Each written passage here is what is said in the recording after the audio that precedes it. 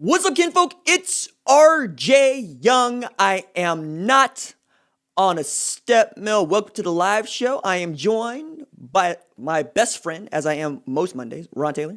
Ron, say what's up. Hey, what's going on, everybody? Happy Monday.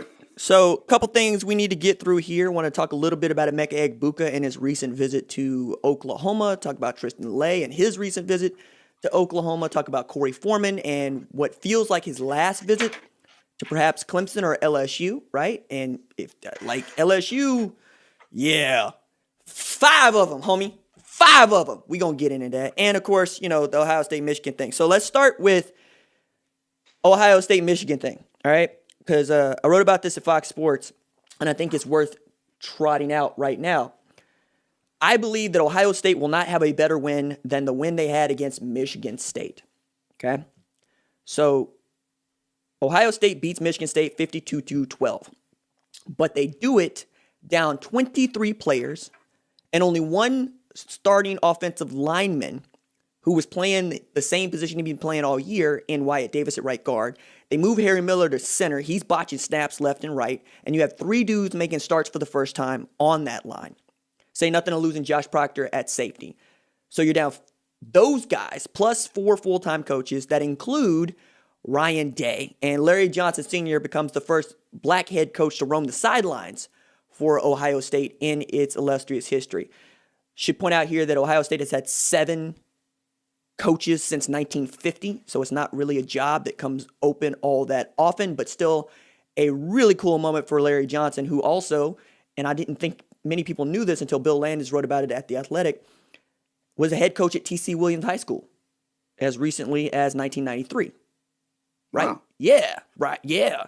And took over a program in the 70s that had never played football and turned it into a state champ before taking that job, and was hired on to coach defensive ends and defensive tackles at Penn State by Joe Paterno.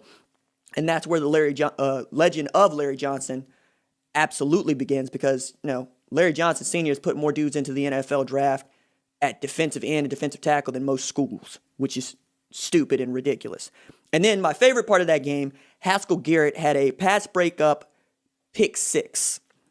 Haskell Garrett, for many of you that do not know, is a defensive tackle at Ohio State and was shot in the face 3 months ago. So, for real. And, he got shot in the face trying to protect somebody else in Columbus. So let's put that out there, because I know that the circumstances, but I didn't know that Columbus really got down like that. And everybody that's from Columbus is like, yeah, man, it's rough in them streets up there. But knowing that they got that 52-12 win in such a dominating fashion, I also want to point out this. Michigan State beat Northwestern and is the only team so far to beat Northwestern, who is the Big Ten West champs. And they held Northwestern 63 yards. Ohio State rushed for 322 yards without 3 starters on offensive line and with 4 dudes making starts at positions that they'd never made or making their first starts altogether. I don't know that the College Football Playoff Selection Committee is going to go that in-depth in how they evaluate Ohio State, but I go that in-depth because, well, I'm not one of the 13 suits in there, and I do love college football. That's why I made a video today for Fox Sports about Coastal Carolina needing to be a top 10 team and walk that out into an expanded playoff argument. You should go check that out. The people that watched it seemed to think that it was a pretty good take. I like to think so myself. Probably would have led a radio show with that take. All to say, no, Texas A&M is not the 4th best team in the country. Neither is Florida. First of all, y'all lost. Don't lose. Second of all, Texas A&M struggles against Auburn and LSU. And for those of y'all that didn't see Alabama versus LSU, it's 45-14 at half. It's 45-14 at half. Hey, Ron, you know how many losses that is for LSU now? I believe that's 5. 5th! Plead 5th! 5! All this noise y'all were giving us. All of it. 5. And you know what? You still got to play Florida. I think they still got to play Ole Miss too. And that's fine. I'm officially off the LSU getting whooped bandwagon for the year. I was off when they got 4, but they had Alabama versus LSU, so I got 1 more in there. Yeah, they are bad football. They are a bad football team. They are as bad as we said they were, and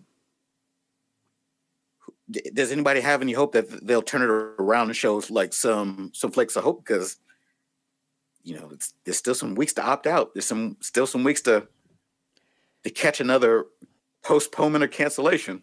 Look, if you LSU fan, what are you watching for? Recruiting, because Corey Foreman was said to be going down to Tiger Stadium for Alabama versus LSU. So he saw y'all get destroyed, okay? And if Bo Pelini doesn't get fired after that, Bo Pelini not going to get fired. And I know that y'all are all sorts of awesome about Bo Pelini being back at LSU. Now y'all can't wait to get him up out the paint. It's also speaking to the culture, right? Because Ed Orgeron was lauded, rightfully so, last year because we felt like the Bayou Bengal culture was at full tilt all last year. They were going to do it. They were going to do it big. They were going to do it with style points. They were going to do it with energy. And they were going to do it talking mad trash all along the way. Still one of the great college football teams of all time, if not third or fourth best team ever to do it, right? 95 Nebraska is untouchable.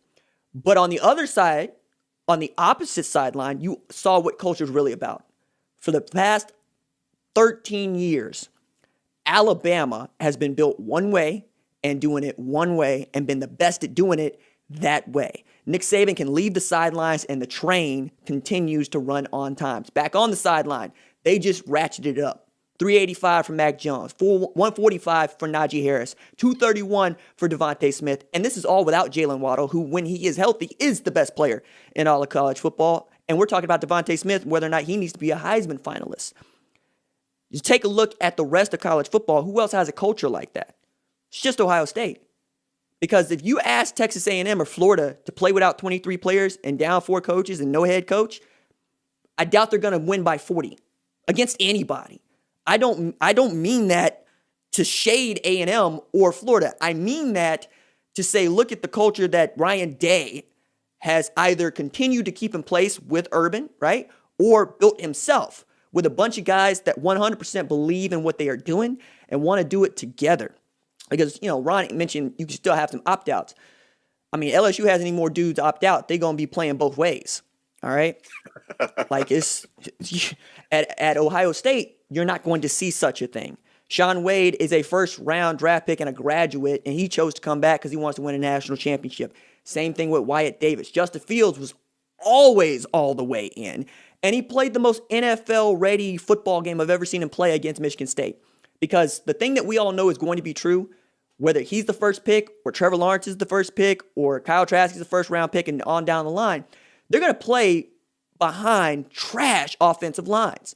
Offensive lines that are still figuring it out, don't exactly know what the protections are, and are probably more likely to get you killed than give you time in the pocket.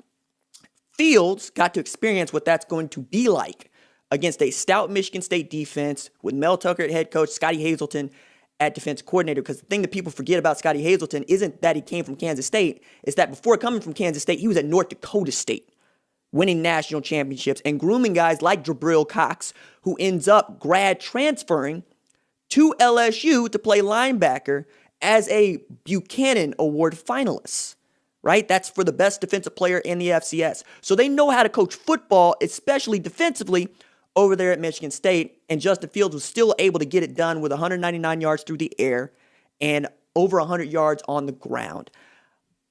That is why I thought that it was important to really walk out.